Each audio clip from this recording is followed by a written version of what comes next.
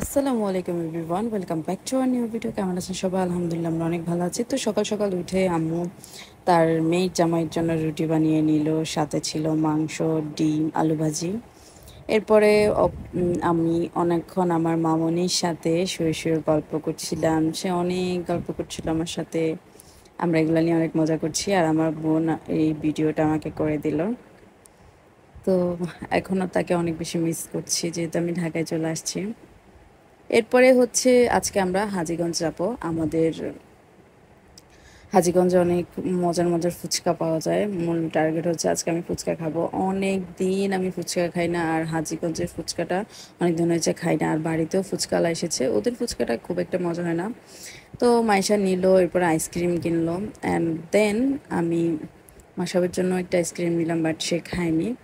আর আমার কাজিনদেরকেও নিয়ে দিলাম। এরপরে আমরা বাইকে করে চলে যাচ্ছিলাম হাজীগঞ্জ। অনেক দিন পর যাচ্ছি, অনেক দিন পর ফুচকা খেতে যাচ্ছি। আমার ভীষণ ভালো লাগছে। এটা হচ্ছে হাজীগঞ্জ শহর।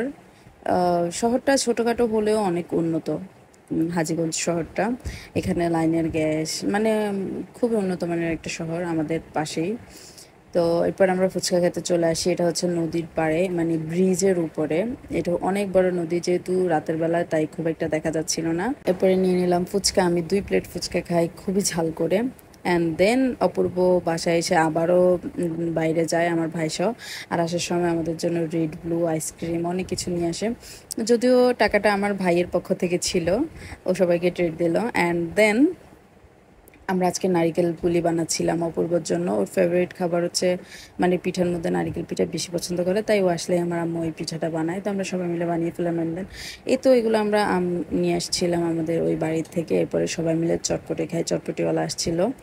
অ্যান্ড দেন বিকেলবেলা সবাই বসে আম খাচ্ছিলাম।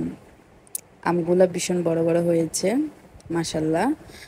আর এদিকে আমাদের এই জায়গায় বসলে আমাদের কাছে খুবই ভালো লাগে, যেহেতু পাশে মাঠ, তারপরে হচ্ছে খুবই ভালো বাতাস আসে, মানে অনেক ভালো লাগে এখানে বসে কিছু খেতে বা আড্ডা দিতে, অনেক বেশি মজা লাগে।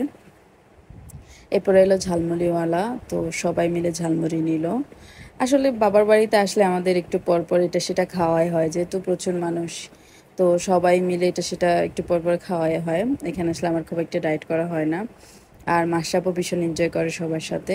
আর প্রচুর দুষ্টুমি করে, এই যে এখনও পুরো শরীর ময়লা করে রাখছে।